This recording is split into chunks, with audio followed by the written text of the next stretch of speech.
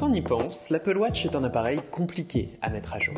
Bah ouais, le propre de l'Apple Watch, c'est que t'es pas à passer des heures dessus. C'est un coach santé qui reste à l'arrière-plan d'une part, et de l'autre, elle est pensée pour que tu passes moins de temps sur ton iPhone. Donc, contrairement à lui, tu peux pas y accumuler une énorme pile de nouvelles fonctionnalités à explorer. Mais ça, Apple a l'air de le savoir. Cette année, WatchOS 11, la nouvelle version du logiciel de l'Apple Watch, accueille peu de nouveautés, mais chacune d'entre elles est plus pertinente que jamais et permet enfin à cet appareil d'accomplir tout son potentiel. Vous regardez Nightech, c'est Thomas. Je viens de passer 2 semaines avec la bêta de WatchOS 11, il faut qu'on en parle.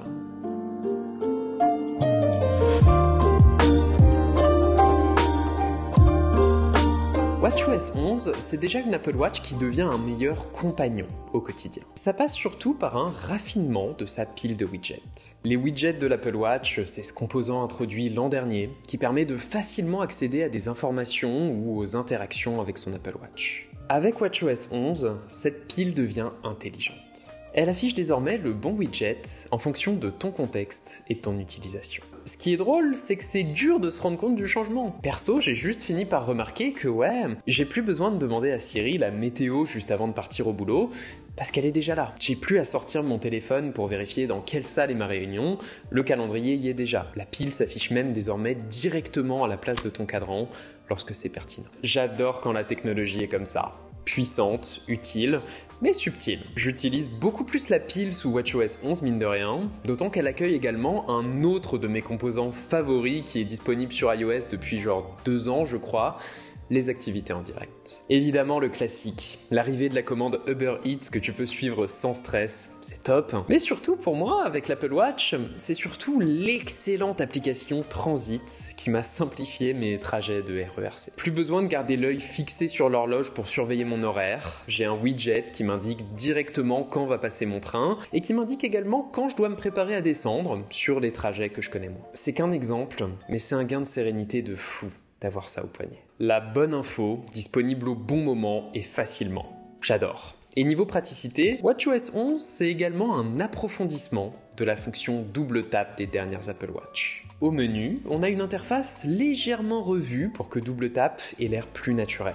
Sympa ce bouton qui s'étire pour interagir avec une notif notamment. Et surtout, merci Apple. Double tap permet désormais de scroller d'un écran à l'autre dans la plupart des applications. Ça a l'air de rien. Mais avec ça, on passe d'un usage de l'Apple Watch à 2 mains obligatoire à un hybride, où tu lances une app, puis tu peux reposer ta main pour naviguer dedans avec double tap. Ça fait passer cette fonction d'un bonus sympa que j'utilise une fois de temps en temps à une vraie méthode d'interaction avec mon Apple Watch que je vais forcément utiliser une fois ou 2 dans la journée. Avec tout ça dans WatchOS 11, la pile de widgets et double tap deviennent enfin des concepts aboutis qui permettent à l'Apple Watch de mieux répondre à sa raison d'être, afficher la bonne information au bon moment en un minimum d'interaction. C'est cool que l'Apple Watch devienne un meilleur compagnon, mais avec WatchOS 11, ce que je trouve plus impactant, c'est surtout que ça devient un meilleur coach.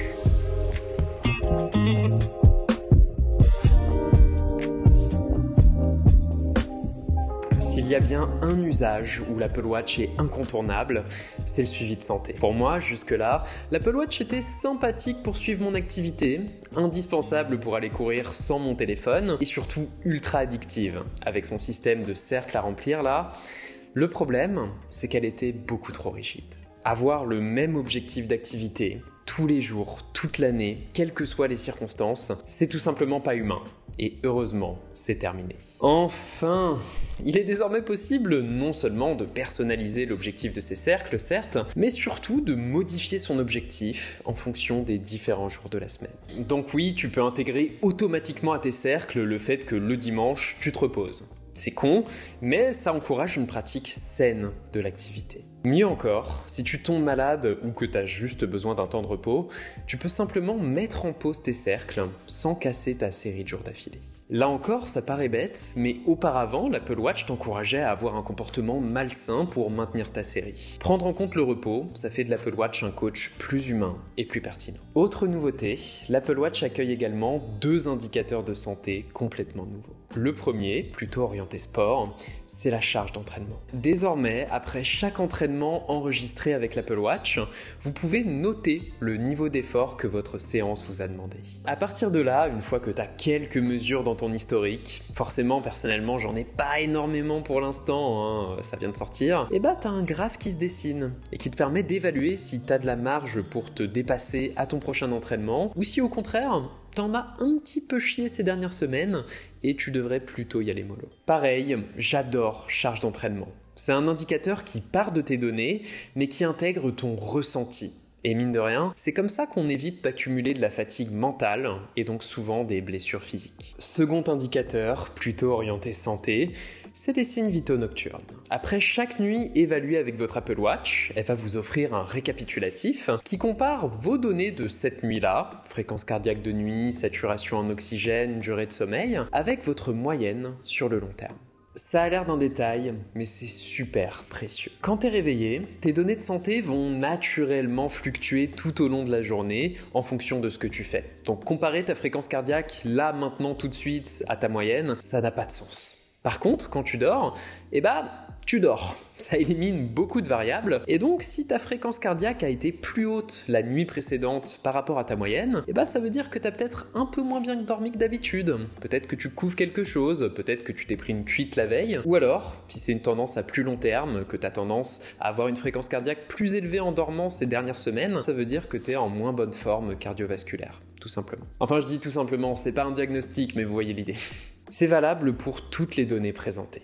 Ça te permet en un coup d'œil d'identifier s'il y a un problème avec ta santé, même subtil, ou au contraire, s'il y a des améliorations. Et encore une fois, c'est totalement personnel, c'est du design, c'est de la donnée, c'est un jugement par rapport à ta situation. Et parce qu'on a également tous un rapport personnel à l'activité, on gagne aussi une application Form, désormais entièrement personnalisable sur iPhone, pour avoir un accès facilité aux données qui comptent pour toi. Perso, je reste focus sur du journalier, avec ma charge d'activité et mes minutes actives et mes pas du jour. Mais si tu veux te focaliser sur le long terme, tu peux faire remonter les tendances ou faire remonter ton volume de course à pied de la semaine, tout ça. À mon sens, en dehors d'Apple Intelligence, cette mise à jour est la plus intéressante de l'année chez Apple. Et j'ai même pas cité les fonctionnalités que j'ai pas encore utilisées moi-même, comme l'accompagnement pour prévenir tes proches si jamais il t'arrive quelque chose pendant ton running du matin, et surtout le suivi de grossesse, période où les données de santé ont quand même beaucoup de sens. WatchOS 11 transforme complètement et pour le meilleur l'Apple Watch, en faisant un compagnon à la fois plus personnel, plus intelligent, et surtout, enfin, plus humain. Alors je sais pas vous, mais avec tout ça, l'Apple Watch n'est pas prête d'être décrochée de mon poignet.